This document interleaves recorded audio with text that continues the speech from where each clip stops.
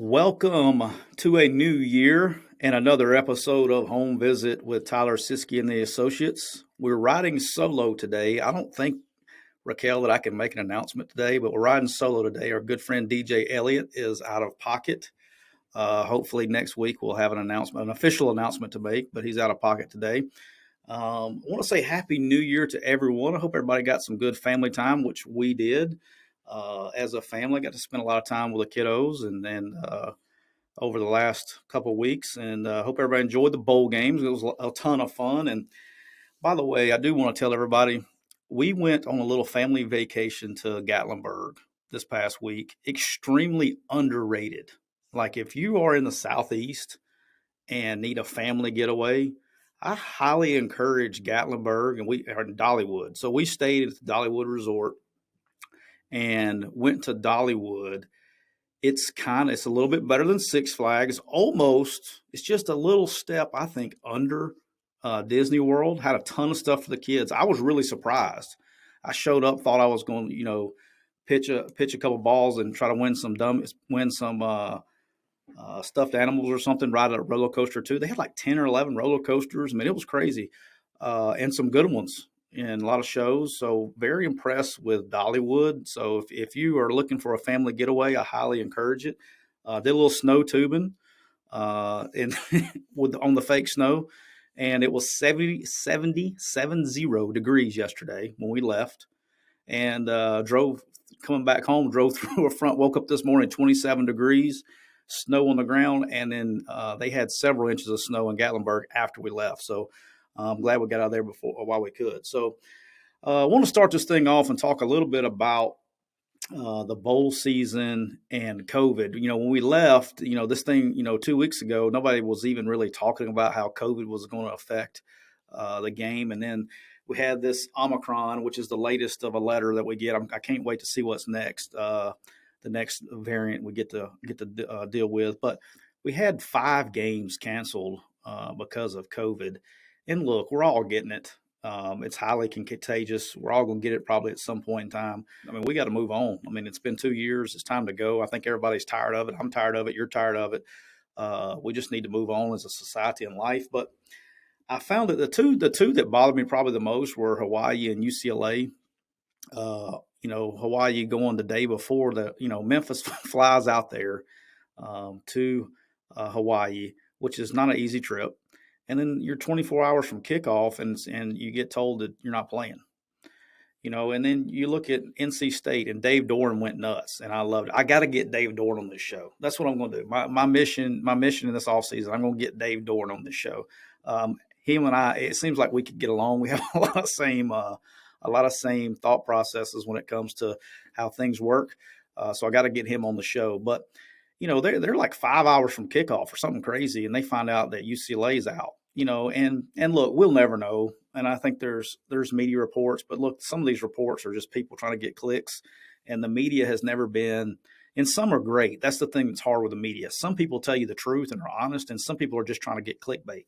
So you really never know how bad it was, but I think some people opted out of or, canceled the bowl games probably because of serious issues as far as they had a bunch of people that were sick. And I get that. But I also think, and there's no way to prove it, but I do think there are some cases where there were some people kind of using it as a get out of jail free card because you can't question it. You can't say you can't question when in today's society, you'll get buried if you say, oh, you're just trying to back out of the game. You'll get you don't think people would do that, but I think it may have occurred in some cases. I can't prove it, and I don't think anybody can, but it's kind of, it's amazing that the college football playoff teams, they didn't have any issues with it. I think when people wanted to play, they found a way to play, and that's just my opinion. And I think, even the CDC knocking the quarantine days down to 5, I think even the government's getting tired of it, I think. So, I think that's going to help do that. And while we're on this, big kudos to the NFL. Big kudos. And they became, I guess this past week, became the first sports organization. They had a player test positive after the last game and actually played in the next game. So they didn't miss a game. Now, it hurt them a little bit. Well, that was Carson Wentz, the quarterback for the Colts. They ended up losing a big game yesterday to the Raiders. But Good for them. They moved on. I think the NFL saw it was getting close to playoff time, and they were, saw what really happened. The Cleveland Browns season really has struggled because of that at the wrong time with key players. But they saw kind of how it was affecting the league, especially in playoff time and getting close to the playoffs. And I think they just said, "The hell with it. We're going to 5 days, and we're going from there." So good for those guys on that. And I think that's, you treat it, that's the same way it's treated with the flu, which is, college football and sports teams have been dealing with forever. Because at the end of the day, they're the most in shape people. If there's no issues, let them go. I mean, it is what it is. And we know this disease now affects people in different ways. So let's talk a little bit about the coaching carousel. I think for the most part, I think the head coaching carousel, I think you may or may not have a coach go to the NFL from college. I think the Urban Meyer thing probably put a little halt to that a little bit. But the one I want to talk about that's very interesting to me, and it's a very interesting situation, is UCLA. For the fans out there that don't know, Chip Kelly's buyout goes to $0 on both sides. Okay. That's if he wants to leave and take another job, or if UCLA wants to move on January the 16th. Okay. So as we're talking to you on Monday, today's the 3rd. So you're about 2 weeks away, a little less than 2 weeks away. By the time you listen to this, about 10 days away from figuring out, what's going to happen. And does UCLA move on or does Chip Kelly move on? Because here's the truth, right? So at the end of the day, he's working on a 1-year contract. Okay, you can't work if you're. Let's look at it both sides. Okay, let's look at it let's start with UCLA side. All right, so if I'm at UCLA and I'm in the administration at UCLA, and the buyout goes to 0 on January 16th, okay, and my head coach is working on a 1-year contract. All right, your initial fear to make the move is, well, if we make a move this late before signing day, it's going to kill recruiting. You're already killing recruiting, okay, because a coach that's working on a 1-year contract is going to get slaughtered in recruiting for the whole next year, okay, and probably for 2 classes, okay, and especially at that level. And you're out there on the West Coast, and you've been, and you're a big-time program on the West Coast, and arguably, for years you were probably second in the Pac-12 or going to recruit, and then Washington comes in, and then Oregon comes in, and so you're at 4th, and then all of a sudden now you got Utah that's hot, you got Arizona State that's hot. For different reasons, but you're starting to slide down the pecking order of the Pac-12. If you go into next season with your head coach on a 1-year contract, you're not signing anybody. You're not getting anybody. And the same thing, now you look at Chip Kelly from his standpoint. He doesn't want to coach under a 1-year window because he knows that he's not going to be able to get the talent that he needs to win, and it's going to make his job that much more difficult by doing the job that he's supposed to do. And when you're on a 1-year deal, and everybody's going to, use that against him. And if you think now for years, the Pac-12 and West Coast recruiting was not what I call as aggressive as it is in the Southeastern Conference or even this side. You deal with so much negative recruiting and just dog eat dog world in recruiting in the SEC and the ACC and down in the Southeast because it's so competitive over recruits. Well, on the West Coast, things are a little bit laid back. There's not as many schools to choose from, premier schools, and you kind of can go get who you want. There's plenty of players. It's just not as dog eat dog world. And then all of a sudden, this guy named Mario Cristobal showed up into Eugene. And Mario comes from a dog eat dog world in recruiting as a big time recruiter. And he goes out and gets very aggressive. What makes everybody else step up their game? Okay, but Mario got all the players on the left coast, as I like to call it. Okay, well now you got Dan Lanning coming into Oregon, who's the same way. Okay, and then you got Lincoln Riley coming into USC in your town. Okay, they just made him the highest paid coach in the NCAA in your town. You're going to be going after the same kids, and they just made him basically. He's going to be there for a while, for a long while. And you're sitting here going into the season with a coach on a 1-year contract. That's not going to be good. So there's got to be a decision made on one way or the other. Either one, they need to pay him, and that's the big issue. Is like, do you pay the guy after 8-4 season? He's struggled a little bit coming in, hasn't met up to their expectations. Went 8-4 this year. Do you pay the guy after that? But there has to be some kind of stability decision made one way or the other. They either A, need to keep him and pay him and get him to a longer term deal, or B, move on. But by not the only decision that's wrong is to not do anything. Okay, they can either go ahead and move on now, rip the Band-Aid off, and let's go hire a coach, or they extend him. But they need to do one or the other. They don't need to go into a one-year deal because it's going to continue to hurt recruiting as time goes on. So that's something I would keep a really close eye on in the next couple of weeks. With the carousel, the assistant coaching carousel is about to crank up and start now that bowl games are ending. I think you're going to see a lot of coaches, which I know a bunch that aren't reported, obviously. You're going to see a lot of coaches come and go to different places. And the big thing that I'm interested with the assistant coaching carousel this year is how many of the players follow their coaches to new stops. That's something that I'm interested with the portal the way it is. So let's say that the DB coach here goes to another school. Does he take his young players with him? So I'm interested to see how that goes with the assistant coaching carousel. And I'm also interested in with these head coaching moves like a Lincoln Riley, like how many, now that the bowl game's over with, how many kids actually go to USC from Oklahoma or how many stay. So very interested to see how that works out. We're going to move on and talk about something else that was a pretty hot topic all over social media last week or so, and that's opt-outs in bowl games. We brought this up with DJ, I guess it was last week or 2 weeks ago, I don't remember now, about, Christian McCaffrey kind of started all this stuff when he was at Stanford, and it was just, unheard of up until that point of players opting out of bowl games. And what you saw is the way when the bowls went to, coming to BCS, really when the BCS came around, everybody started, there was this big transition to where, there was only really one game that mattered. Okay. And then the playoff comes around, there's two games that matter.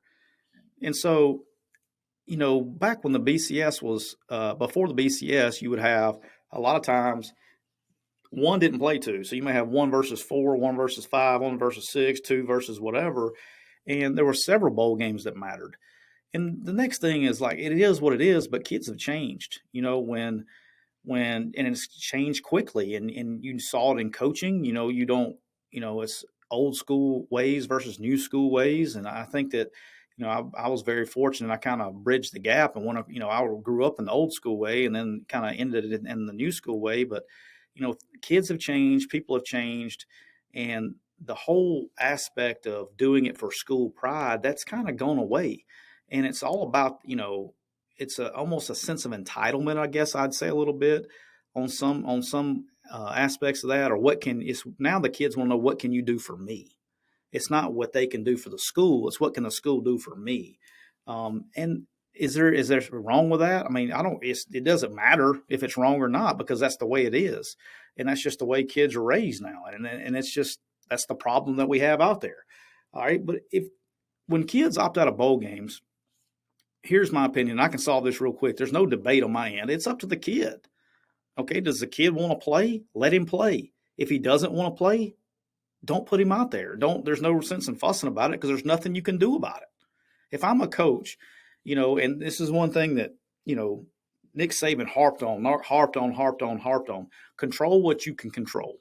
So if I'm a coach and I got a player that wants to opt out, I may talk to him about it, but at the end of the day, it doesn't matter.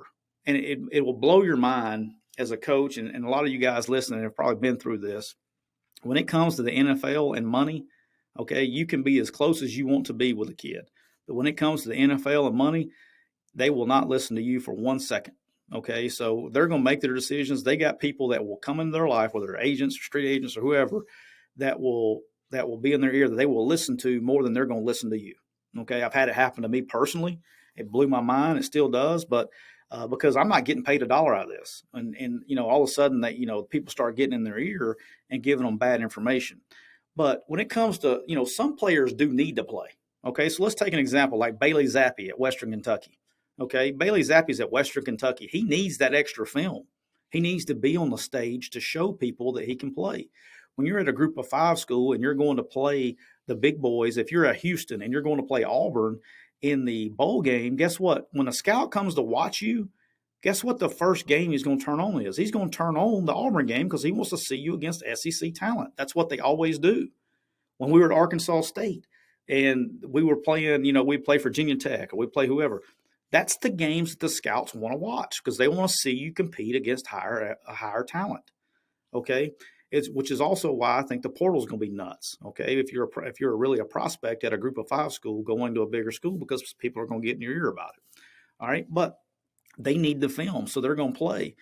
But when you're if you're at an SEC school, okay, and you've played an SEC schedule, you've played 12 games, and 10 of those 12 games are against big time opponents. You really don't need the film. One game's not going to change anything. So if you're a big time NFL prospect and you want to opt out, opt out. Do I like it? No, I don't. I wish they'd all play. I think it makes for an inferior product, okay, for the betterment of the game. But is anything I'm going to say or you're going to say or anybody else going to say make a difference? No. So don't worry about things you can't control, okay? And so if college football wants to make a better product, they'll create an environment where there are fewer opt-outs, which we'll talk about here in just a second.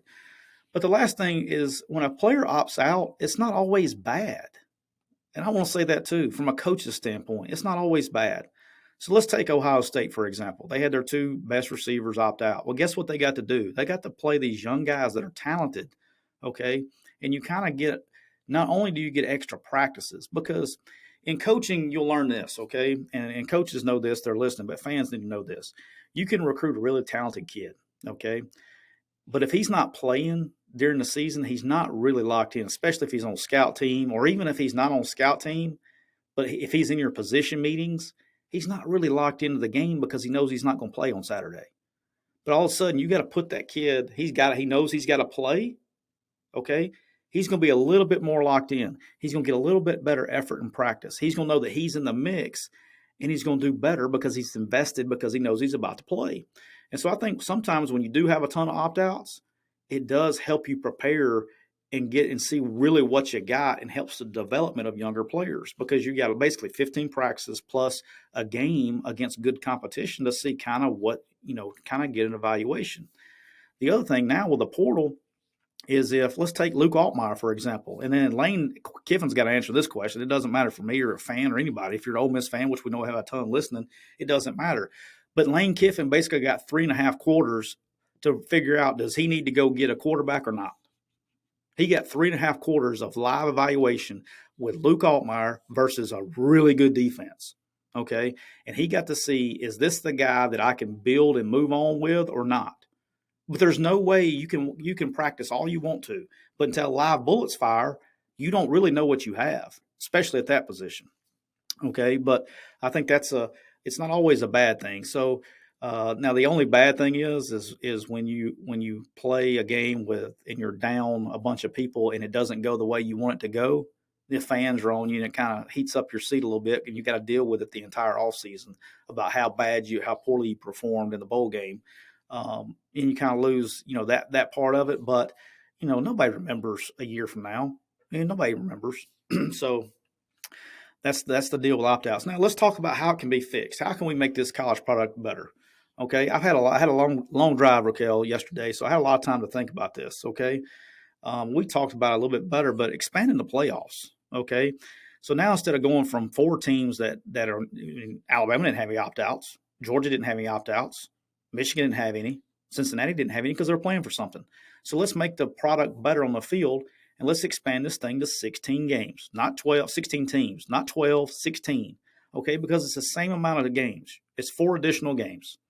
Okay, and by doing that, and here's the way, and let's talk about player safety. Okay, well, let's talk about player safety. Everybody talks about the reason that they, the 15 games, which you just talked about, but the player safety part is if you move it back to 11 games, okay, then give every other team, you have an additional bye week. Okay, so you can spread out the bye weeks to give guys a week off, because when it comes to injuries and things like that, a bye week, man, is like that's what you need. Is you need rest. Okay, and so I think that would help safety, taking a extra bye week, and then you go to the 16-team playoff, and like we talked about, okay, to get a better product, okay? So on championship week, you have 10 championship games, okay, and your 10 winners get in, okay? So everybody from the Mountain West to the Sun Belt to the SEC, ACC, if you win your league, you get in the playoff. And then you have 6 teams that are picked by the committee, same committee you've already had, so everybody still has their prestige and all that stuff. You have now, instead of picking 4 teams, they pick 6.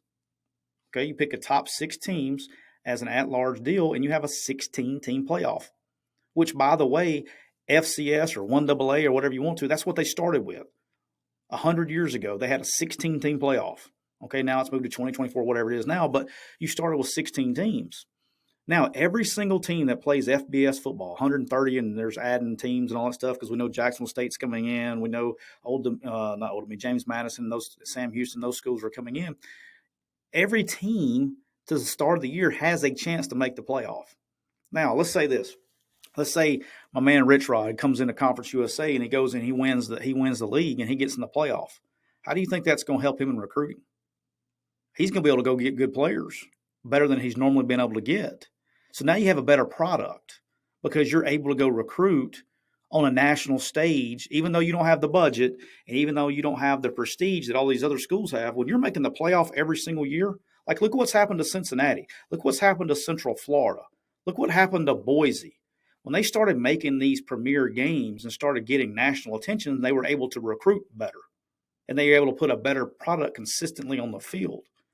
So if you got a team that starts, you get down like in the Sun Belt, you get a ULL with Billy is there. If he starts winning championships or App State or whoever it is, you're able to compete on a national stage. You're going to be able to recruit better players. And so the whole product gets better that way.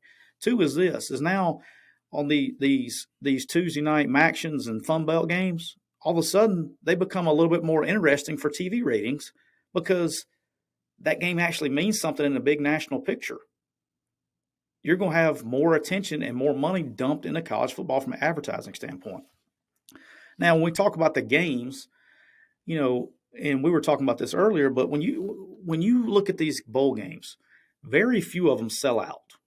Okay, which ones sell out? The college football playoff sells out, and the Rose Bowl, the normal ones.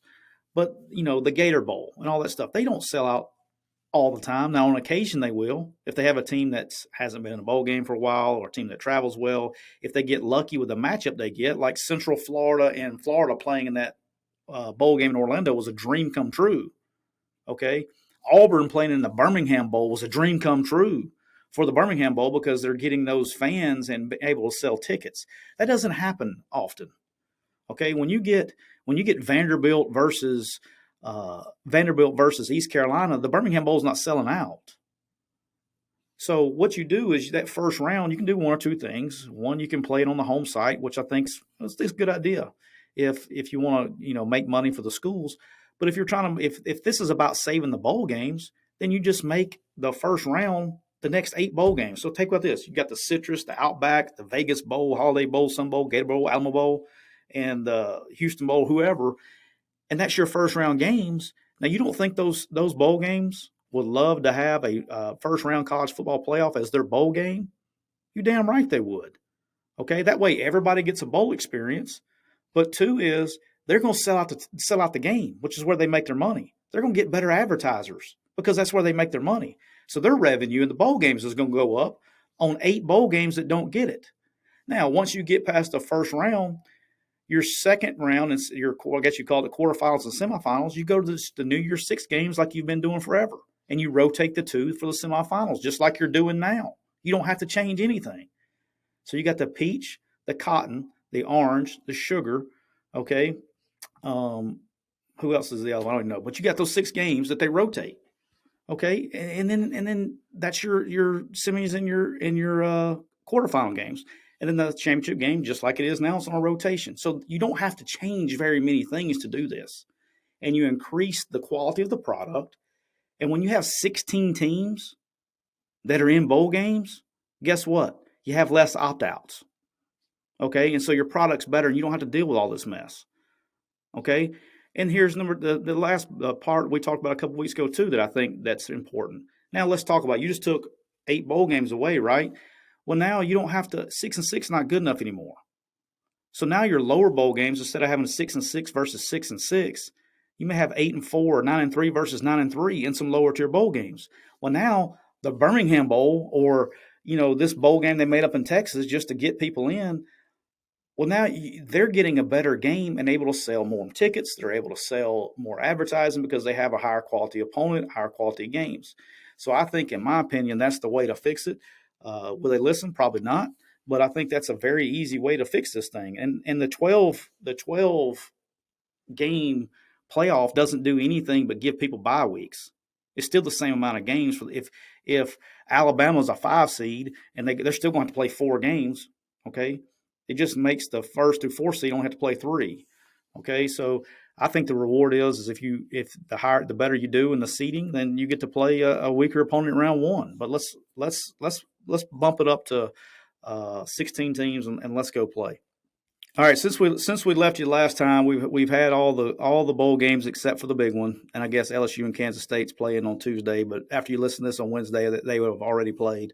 But most of the bowl games have been played, and I love the media's version of the SEC's really struggling, and the SEC this and that, and because they started off like 0-4 or whatever, 0-5, I don't remember what it was, but all that talk stopped after New Year's Eve.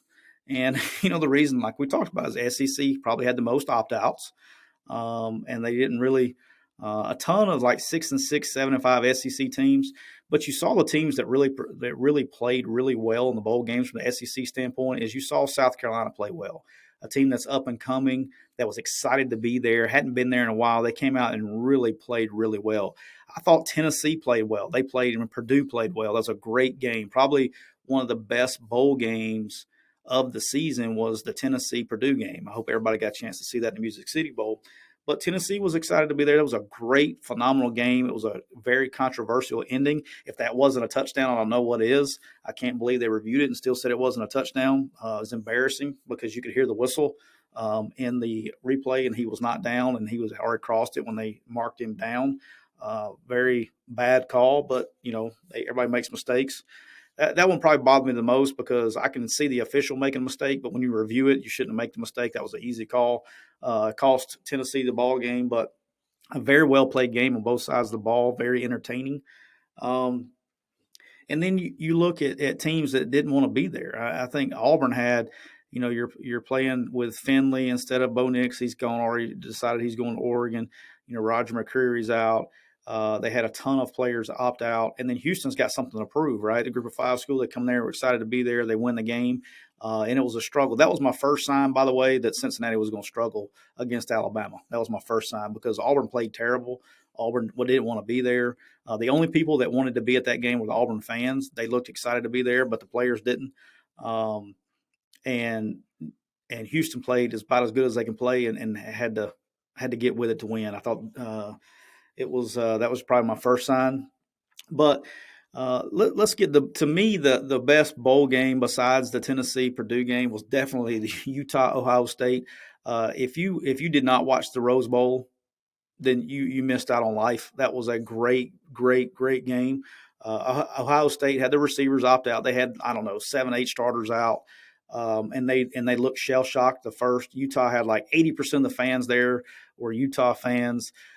They came out all fired up, jumped up, scored 35 points in the first half, and then Ohio State got it fixed at halftime and came out, and then it was just the opposite in the second half.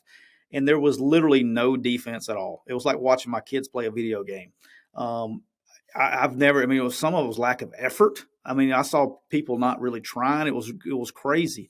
As soon as the quarterback went out for Utah, they had a walk-on freshman playing quarterback at Utah, and he comes in. He threw a touchdown pass, but was just struggling. I was really surprised that Utah didn't go for 2 at least at the last score to try to do something. But Ohio State came down, kicked the field goal, win the game. But just a really entertaining game on that aspect.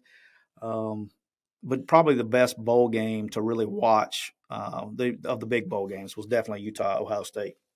All right, the next one we'll talk about is Sugar Bowl with Ole Miss and Baylor. Matt Corral getting hurt kind of dominated the storylines. A lot of people, that's when all the opting in, opting out, should he have played, should he not have played, everybody on Twitter had an opinion. I'm going to go back to what I said earlier. The only person's opinion that matters is Matt Corral's. Okay, he wanted to play. He's a competitor. I know the kid. Okay, there was a 0.0% chance he wasn't playing that game. Okay, because that's who he is. He's a competitor. He wants to play. If you lined up right now, okay, if right now Dave Aranda and Lane Kiffin got together and said, "Hey, look, we want to meet. Let's meet in a parking lot, okay, in Vicksburg, Mississippi, in the Walmart parking lot and play again," Matt Corral would play. Okay, he loves the game. He's a competitor. He would play. That's who he is. And you got to understand this too, guys. It's like, you can't go into a game, and I believe this. You can't go into a game worrying about getting hurt.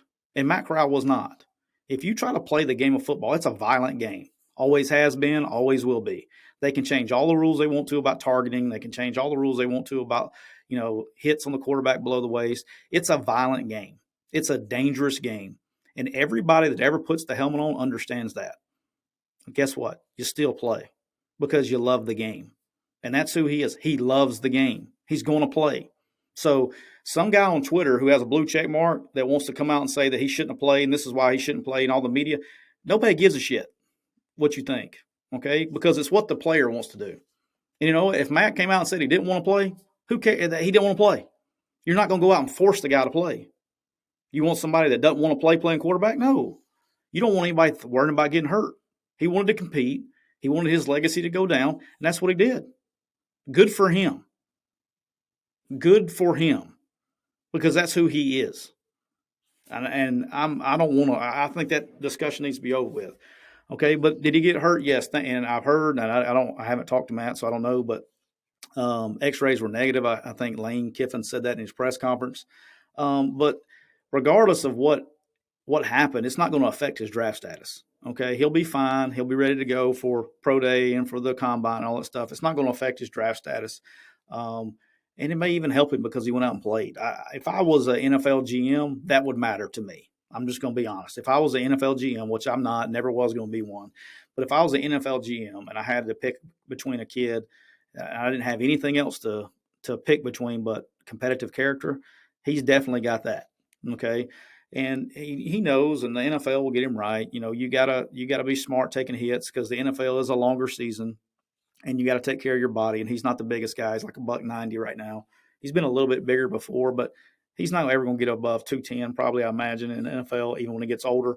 He'll always take care of his body. He's done a great job with that in the last couple of years. And, that's just who he is. He's got to be careful about taking hits. But so does Kyler Murray. I mean, any quarterback in the NFL has to be careful, and he'll learn that.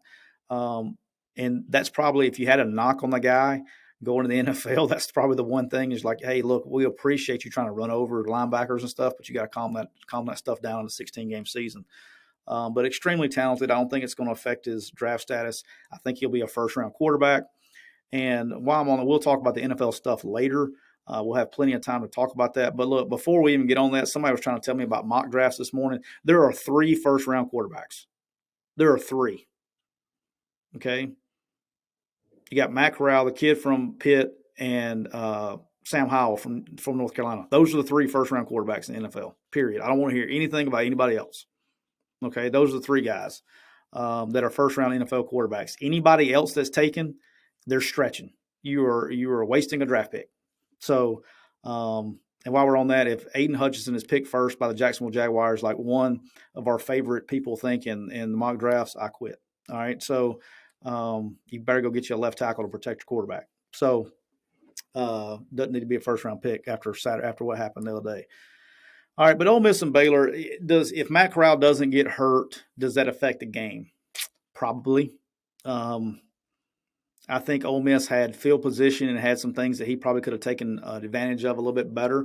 You put in Luke Altmaier from his first real experience in a college game. He had a couple snaps here and there, but his first real experience in a big-time environment against a big-time opponent, that was, that's tough. Baylor completely dominated the defense line versus Ole Miss's offensive line. A lot of people didn't realize Jeremy James goes out before Matt Corral. Eli Acker struggled a little bit. Their interior D-line really pushed the pocket well. I think they had, 8 sacks at one point in time. There's no telling. I don't know what they ended up with. But here's the thing is Ole Miss's defense kept them in the game. Ole Miss's defense played well enough to win that game.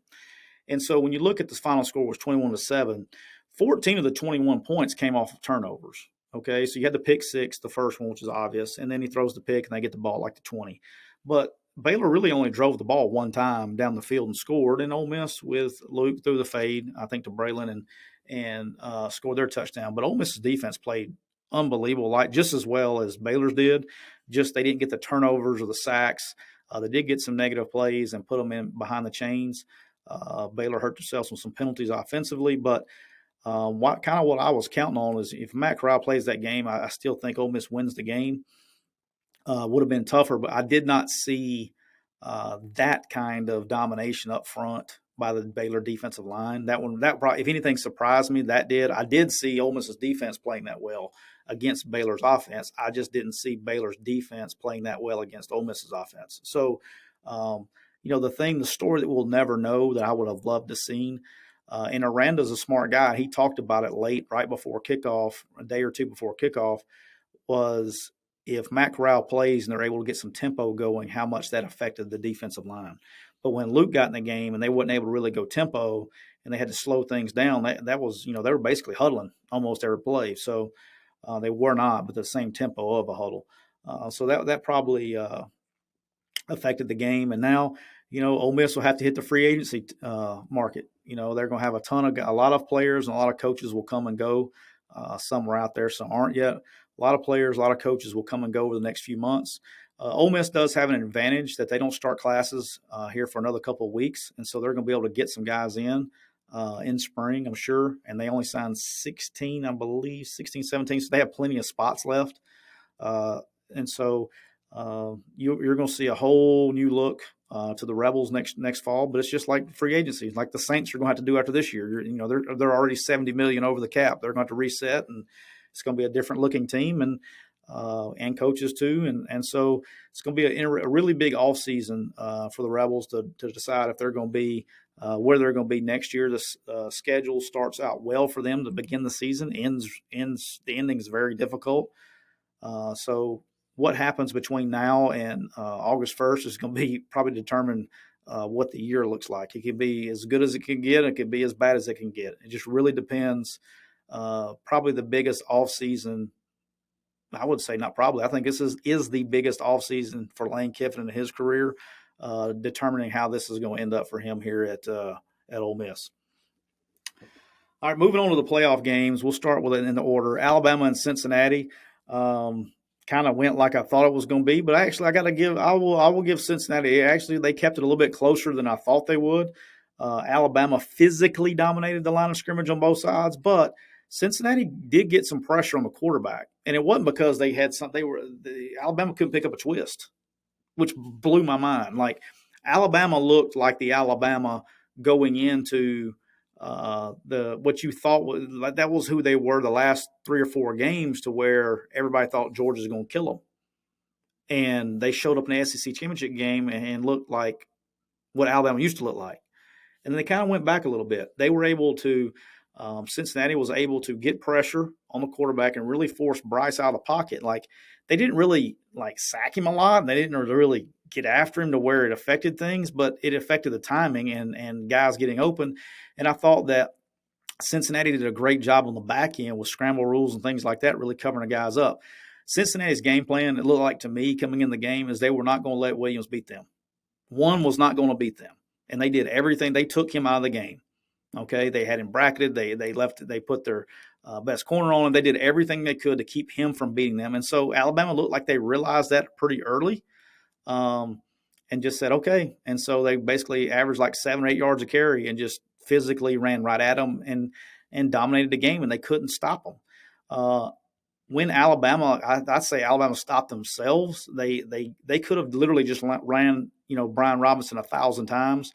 Now they probably said, okay, we can win. And they started, he would basically get them down the field and they try to throw a little bit and then get behind the chains, force some field goals, things like that, missed field goal. But they just did enough to win. They still covered. They still beat them by 21 points. I really thought it was probably going to be a 30 to 35 point game instead of 21.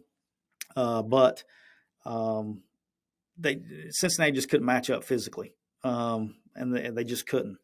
I still don't think they were number 4 team in the country, but they got there, so it is what it is. Alabama kind of got a pass to get into the championship game with that game. Just looked like it was they were at practice. It was a Tuesday practice for them. They just lined up and went out there and ran at people. And we'll see what happens this next week, which we'll talk about in a second. Moving on to the Georgia-Michigan game, wow, this one I didn't expect. I thought that after what the Georgia that showed up to the SEC championship game, I don't know what they got rid of those guys. Complete domination just about in every facet of the game. And I want Michigan fans to know this. Don't feel bad. That's what Georgia did to the other 12 weeks. Okay, that was what Georgia. That looked like the Georgia-Kentucky game. That looked like the Georgia-Florida game. That's what Georgia did to every SEC team they played, with the exception of Alabama. That's what happened in that game. Complete domination up front. Couldn't protect. Couldn't move them up front. And this wasn't a bad offensive line. Now they won the Michigan offensive line won the Joe Moore Award for the best offensive line unit in the country. Fans need to know that. They're good.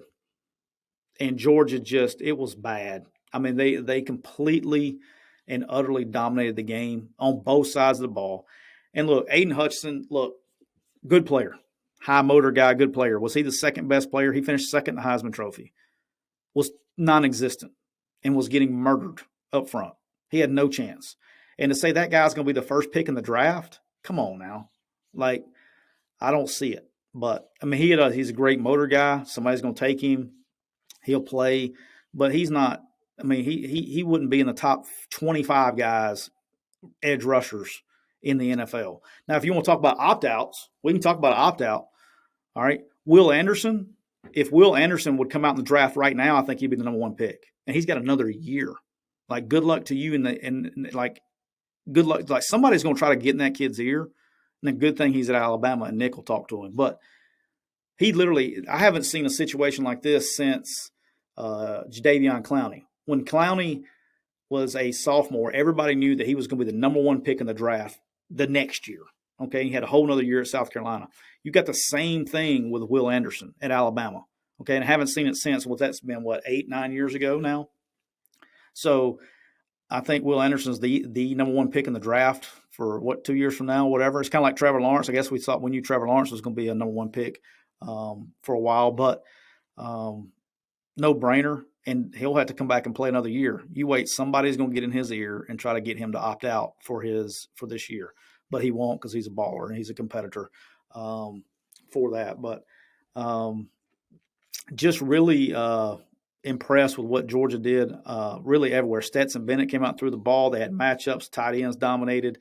Running backs, offensive line, defensive line. They literally dominated the game and played like they've been playing.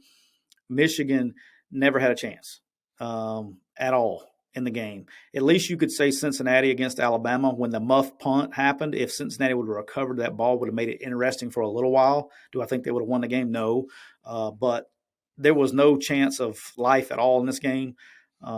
They did not score a touchdown until they pulled everybody out of the game, which sets up arguably the matchup that nobody's going to know how to act next week, which is the Alabama-Georgia National Championship game next Monday night in Indianapolis. I think it's hilarious that now they got to travel to Indianapolis to play. They could let's line it up and play in Atlanta again, save some travel. So Alabama and Georgia is probably one of the most interesting matchups in a long time. And I really don't know which way to go with this one. I'll make a pick at the end of this, but, it's so eerily similar. I'm sure we'll hear every storyline there is in the next, 10 days. We've already done this for a week, so I don't know if the media is just going to rinse and repeat what they did, for a week, a month ago, or are they going to come out with some new storylines. But here was the interesting thing for me I thought about over the weekend is when Nick Saban when he came to Alabama, his first year, he went 6-6 and lost to Louisiana Monroe, by the way, but went 6-6. And when he came to Alabama, there was a dominant program in the SEC called the Florida Gators, and they had a head coach named Urban Meyer, and they were kind of dominating the SEC. All right. And in year 2, in 2008, Nick Saban goes undefeated in the regular season. I don't know if it was 11 or 12 games, but goes undefeated in the regular season. And then they had to play, in 2008, play Florida, the dominant Florida, in the SEC championship game, and got beat. Okay. They got beat. And then in year 3, in 2009, they go undefeated again and had to play the Florida Gators again. Okay. So they had to play them again. So it's year 3, had to play them again. And they finally beat them. They beat Florida. And then once they beat Florida in 2009, Florida and Alabama were like two ships passing in the night. Okay, Alabama became who Alabama is today. And I want everybody to think about this. Since that 2009 game, Alabama has only, to my recollection, only played in 2 or 3 games that wasn't for the national title. Basically, they played 2010. They had to play in the Citrus Bowl. 2013, they won it in 11, 12. 2013, played in the Sugar Bowl, but lost the kick 6 game. That was when Florida State won it. And then went on a run. And then I think last year, 2 years ago, 19 or whatever, 3 years ago, they played in the Citrus Bowl again in like 18, 19, whatever it was. And when LSU won it.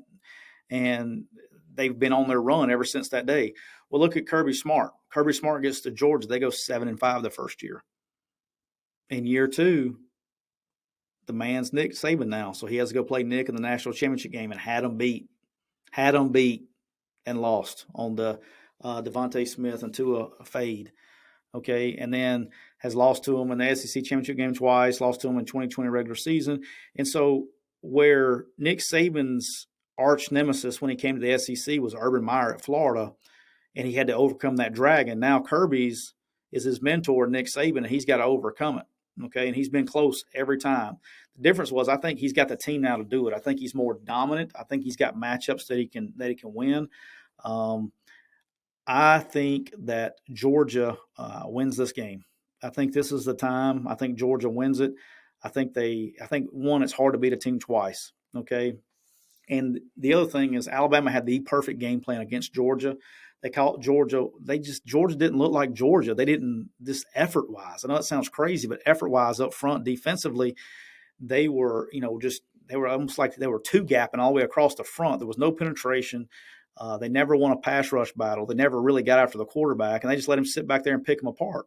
Well, he is the Heisman Trophy winner. Okay, if you let him sit back there and pick you apart, he's going to do that.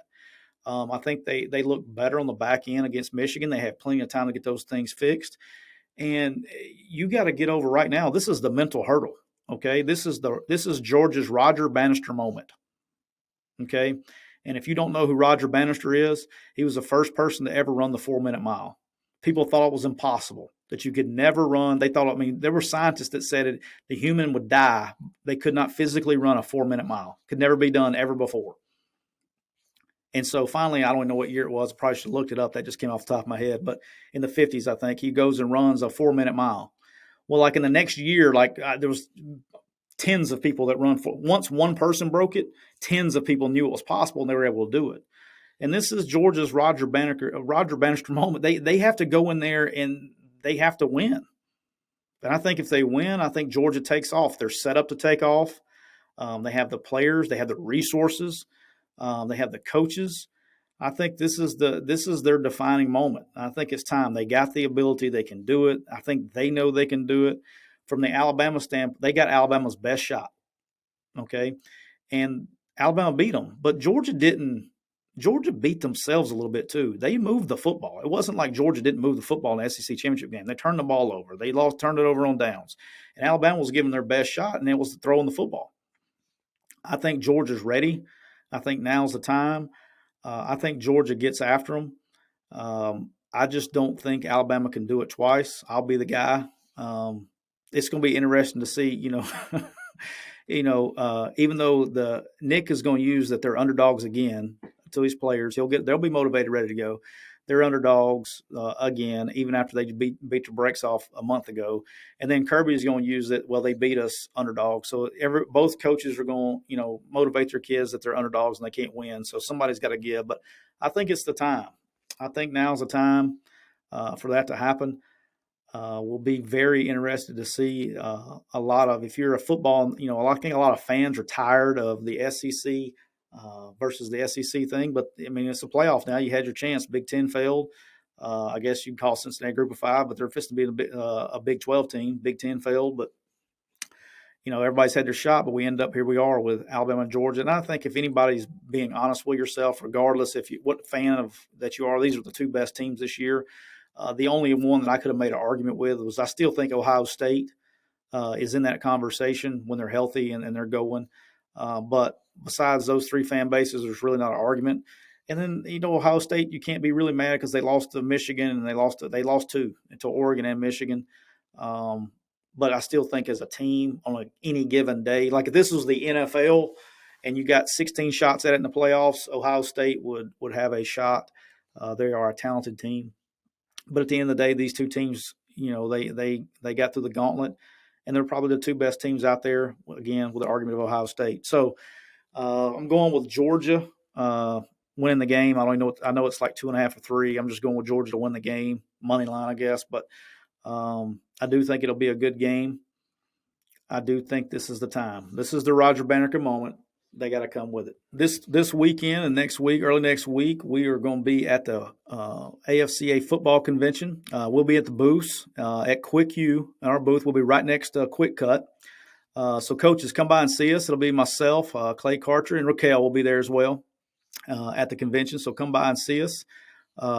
Give us a shout at our QwikQ booth. Check out our product. We got a ton of teams swapping over this month. It's been a busy couple of weeks here. But come check us out. Make your recruiting system and more efficient and better. We have our QwikQ product is state of the art, cutting edge, never been done before in recruiting, and it's really turning some eyes and ears in the market. And we'd love to see you and talk to you. We'll be there through Tuesday morning, and then we're getting out of there as well.